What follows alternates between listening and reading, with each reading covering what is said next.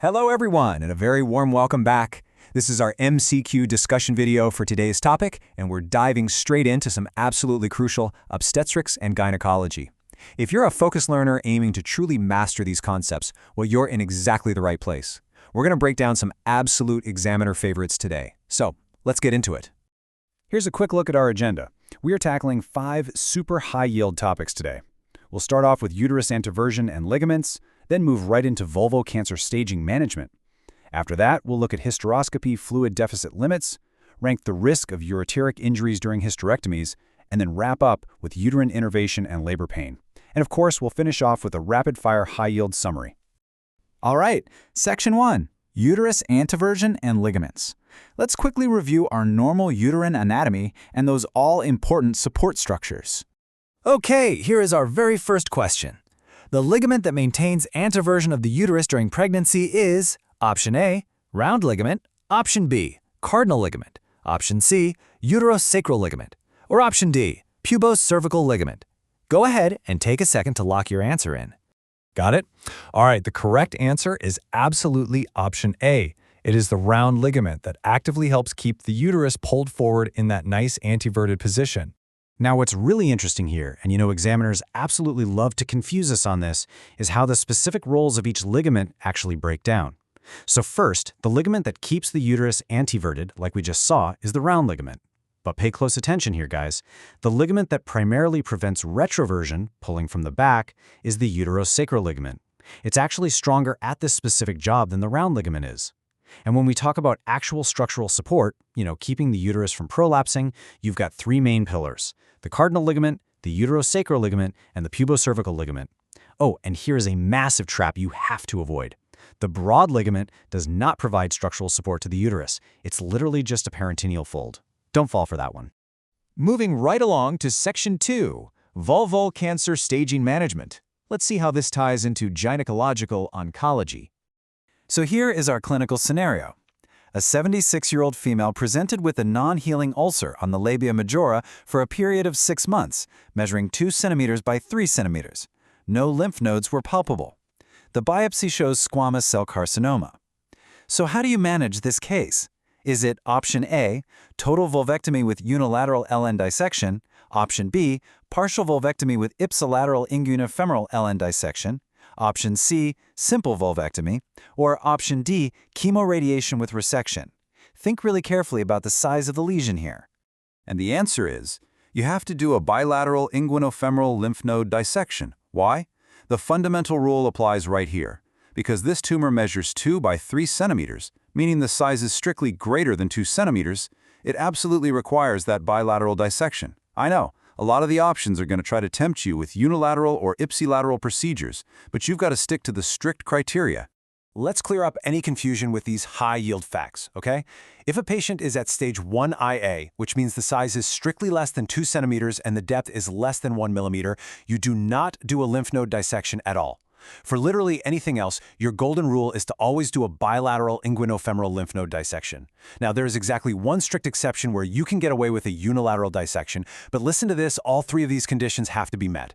The size has to be less than 2 centimeters, and the tumor must be more than 2 centimeters away from the midline, and there must be no local extension. Since our patient had a 3-centimeter dimension, she totally failed the criteria and definitely needs that bilateral dissection. Knowing this is exactly how you avoid getting tricked on exam day. All right, let's jump into Section 3, Hysteroscopy Fluid Deficit Limits. Time to focus on some surgical safety. Consider this scenario for a second. A 25-year-old lady with a submucosal fibroid was undergoing a myomectomy. The surgeon was using 1.5% glycine as the irrigating fluid for the cavity.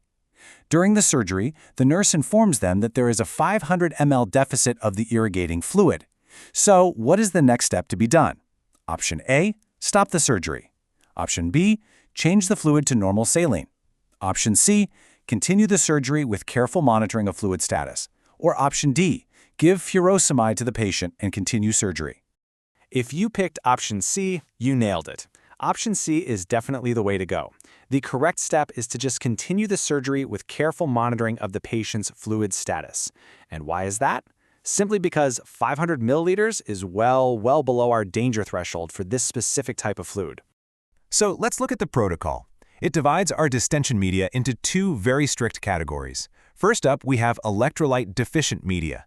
This includes the 1.5% glycine used in our question, as well as things like mannitol and sorbitol. Because these fluids lack electrolytes, absorbing too much of them can cause severe, dangerous hyponatremia. Therefore, the strict limit is to stop the procedure at 1,000 milliliters fluid deficit.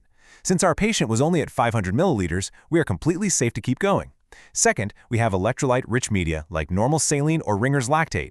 These are a lot safer, so the procedure is only stopped when you reach a 2,500 milliliters fluid deficit. So just memorize these two magic numbers, guys. 1,000 for glycine, 2,500 for saline. Simple as that. Next up, Section 4, Hysterectomies and Ureteric Injuries. Let's take a look at some common surgical complications. This is a very direct, classic exam question. Ureteric injury is most likely associated with which of the following? Option A, Wertheim's hysterectomy. Option B, laparoscopic hysterectomy. Option C, abdominal hysterectomy. Or option D, vaginal hysterectomy. And the answer is option A, Wertheim's hysterectomy, which is also known as a modified radical hysterectomy, is by far the most dangerous procedure for the ureters. The absolutely crucial point here is knowing the exact descending order of risk. So at the very top, carrying the absolute highest risk, is Wertheim's or the modified radical hysterectomy. This is followed pretty closely by a standard radical hysterectomy. Next on the list is the laparoscopic approach, which carries a moderate risk. Below that is the total abdominal hysterectomy, sitting at a low risk. And finally, the safest approach for the ureters is the vaginal hysterectomy, which carries the lowest risk of injury overall.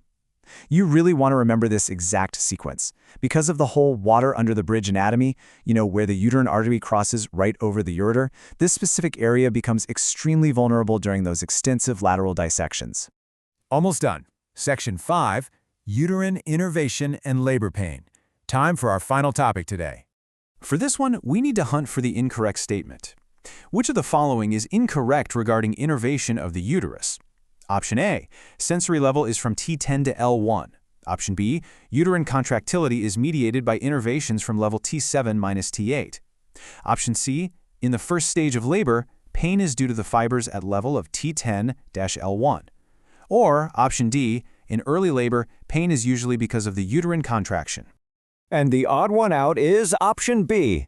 This statement is just anatomically incorrect. The uterus basically has absolutely nothing to do with levels T7 and T8. Let's map out these pain pathways exactly as they happen in reality. The nerve supply to the uterus is from T10 to L1. Because of this, the pain a patient experiences in the first stage of labor, which is caused strictly by those uterine contractions, is referred right to the T10 to L1 dermatomes. Now, contrast that with the second stage of labor. In the second stage, the pain actually shifts because it's now being caused by the dilation and stretching of the cervix, and the cervix is supplied by S2 to S4. This little piece of anatomy gives us a brilliant clinical application, by the way. If a patient requests an epidural for painless labor, the anesthesis is going to specifically target that T10 level to block that really strong contraction pain. Makes perfect sense, right? All right, Section 6, High-Yield Summary. Let's permanently lock all this knowledge into our brains. Here is your rapid-fire summary for today. Number 1, the round ligament maintains anteversion. Number 2, for vulval cancer, always think bilateral lymph node dissection unless the tumor is strictly under 2 centimeters, far from the midline, and with 0 local extension. Number 3, during a hysteroscopy, using 1.5% glycine, you stop at exactly 1,000 mL of fluid deficit. Number 4, the risk of ureteric injury is highest in Wertheim's hysterectomy. And number 5, the uterus is innervated by T10 to L1, which perfectly explains that first-stage labor pain. If you master these key anatomical facts, I promise you, clinical cases will become completely effortless for you in your exams. Do like, share, and subscribe to our channel, The Learning Medico, for more such high-yield MCQ discussions. Happy learning. Let's crack medical exams together. But hey, before you log off, ask yourself this. As surgical techniques evolve toward advanced robotics, do you think these anatomical risk hierarchies will stay the exact same, or will the water under the bridge face entirely new dangers? Think about it. See you in the next one.